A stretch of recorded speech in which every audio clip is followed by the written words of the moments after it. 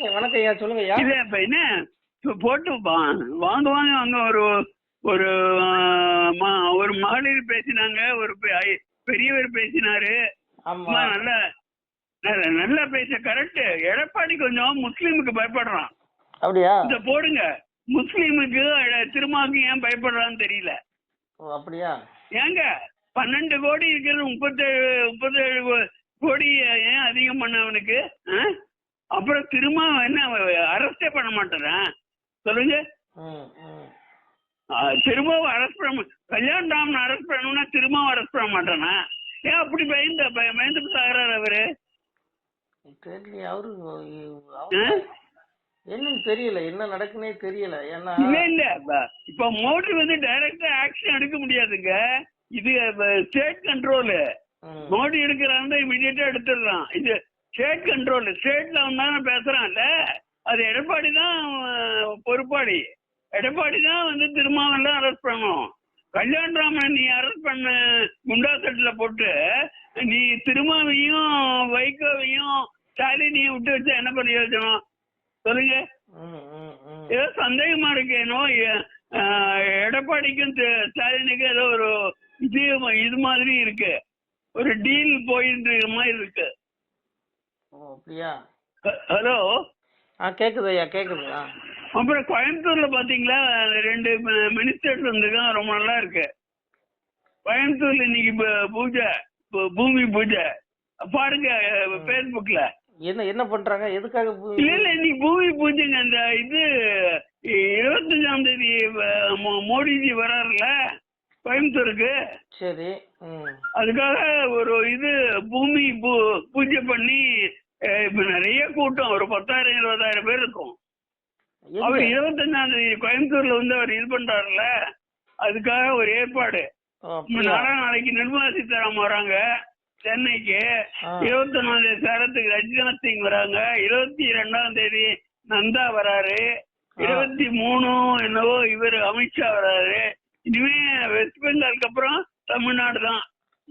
அப்ப நீ தமிழ்நாட்டையும் தூக்கிடுவாங்கிறீங்க? ஆமாமா, தமிழ்நாடு அவங்க கொடுக்குற சீட்டெல்லாம் ஜெயிச்சிருவாங்க. 50 சீட்டுனா 50 சீட்டு. இப்போ வந்து இப்போ ஒரு இந்த எடப்பாடியோட அரச வந்து இத நிர்ணயிக்கிறதே பிஜேபி தான் இருக்கும்.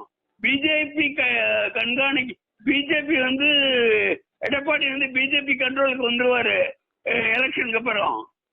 ஏன்னா இவரு பிஜேபி யார கை காமிக்கிறவங்க எடப்பாடி இது பண்ண ஆரம்பிச்சிருவாரு. ஒரு 50 சீட்டு கொடுத்தா 50 சீட்டு எல்லா இடத்துலயும் ஜெயிச்சிருவாங்க. இப்ப வந்து அங்க சென்ட்ரல்ல மோடிஜி, இங்க வந்து பிஜேபி கண்ட்ரோல் பண்ண ஆரம்பிச்சிருவாங்க. ஒரு எலெக்ஷன் கரெக்டா ஒரு 30-40 சீட் கொடுத்தா கூட எடப்பாடியை கண்ட்ரோல் பண்ண ஆரம்பிச்சிருவாங்க. அதனால்தான் இப்ப ரொம்ப துரிதமா போறாங்க. என்ன எத்தனை பேருங்க சேர்றாங்க ஒரு நாளுக்கு?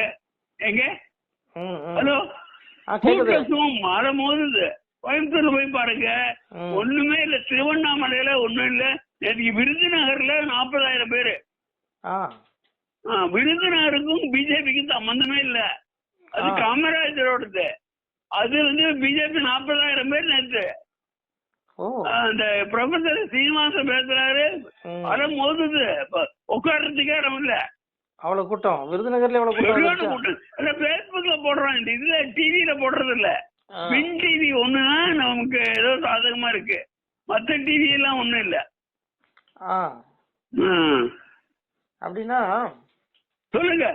இனி வந்து இப்போ தமிழ்நாடு அரசியல்ல தலையெழுத்தையே பாஜக தான் நிர்ணயிக்க போதுங்கிறிய? ஆமாமாங்க, பாஜக சொன்னதுதான் எடப்பாடி கேட்டாகணும். ஏன்னா அங்க மோடிஜி அங்க தொப்பி போட்டு வச்சிருக்காரு. இப்ப வந்து ஈவன் 30 சீட் 40 சீட் கிடைச்சாலும் பாஜக சொன்னதுதான் எடப்பாடி கேட்டாகணும். அங்க மோடிஜி கொக்கி போட்டாரு. அதனால 2026ல நாம பிஜேபி தான் தனி ஆட்சி. அதுக்குதான் வந்து இவங்க பதுங்கி இது பண்றாங்க. இப்பவே 40 சீட் 50 சீட் வாங்கிட்டு 2026ல பிஜேபி தான் ஆட்சி, அது சந்தேகமே இல்ல. ஏடிஎம்கே இருக்க மாட்டான், டிஎம்கே இருக்க மாட்டான். அப்ப திராவிட கட்சியில் சோழி முடிப்பதுங்க. ஆமாமா, 2026ல நாம தான் Nirmala Sitharaman chief minister, Annamalai deputy chief minister. நான் வேணா எழுதித்தரேன். நான் பழைச்சுக்கிறத பாத்துக்கலாம். நான் சொல்றதுதான் நடக்கும். 2024 Nirmala Sitharaman chief minister, deputy chief minister Annamalai. நமக்கு நாம தான் ஆட்சி நடத்த போறோம். அதுக்காகத்தான் இப்போ முள்ள கொஞ்சம் கொஞ்சமா வாங்கிக்கிறாங்க. 40 சீட்டோ 50 சீட்டோ. இவன் நான் எல்லாத்தையும் நிர்ணயிக்கப்பட்டது நம்ம பிஜேபி தான்.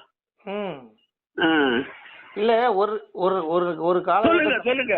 இல்ல ஒரு நேரத்துல பிஜேபி கூட கூட்டணி வைக்கிறதுக்கே யோசனை பண்ணாங்க எல்லா கட்சியும். ஆமாங்க. இப்ப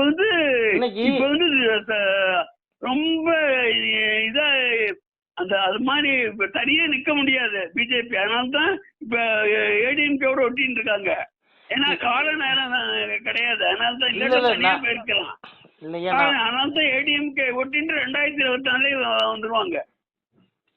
இல்லையா ஒரு காலத்துல பிஜேபியே வேண்டாம் வேண்டாம்னு சொன்னவங்க இப்ப எல்லாம் பிஜேபி பக்கம் வராங்க. ஒரு நாளுக்கு 500 பேர் தர்றாங்க ஒவ்வொரு டிஸ்ட்ரிக்டையும். ரஜினிகாந்த் 50% வந்தாச்சு. இங்க ரஜினிகாந்த் 50% பிஜேபிக்கு வந்தாச்சு. சிவாஜி கணேசன் குடும்பம் வந்தாச்சு. இல்ல அதுக்கெல்லாம் நான் பெருசு சொல்லல, எல்லாம் வளருதுன்னு சொல்ல வரேன். அதாவது எல்லாம் சேர்ந்து வளர்த்துறாங்க பிஜேபிய. இன்னும் பிஜேபிய ஒருத்தரும் தமிழ்நாட்டுல இது பண்ணிக்க முடியாது. வெறுப்பு அரசியெல்லாம் திருமாவளவன் முன்னாள் பண்ணிருப்பா அப்படியே மறைச்சு போயிடுவான். அவ்வளவுதான். ஸ்டாலின் திருமாவளவன்னா 2-3 மாசம் மறைச்சு போயிடுவாங்க. அந்த மாதிரி ஒரு இதை மோடிஜியும் அமித்ஷாவும் பண்ணிட்டு இருக்காங்க. பாருங்க, 10 நாள் 7 தலைவர்கள் வர போறாங்க. நீங்களே பாருங்களேன். சேலத்துல 24 அர்ஜுனா சிங் வர போறாரு. பெரிய மாநாடு. சேலத்துல 21 பெரிய மாநாடு.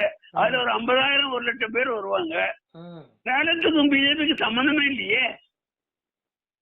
எங்க சேலத்துக்கும் பிஜேபி இன்னைக்கு சம்பந்தம் இருக்குது. கன்னியாகுமரியும் கொங்கு நாடும் தான்.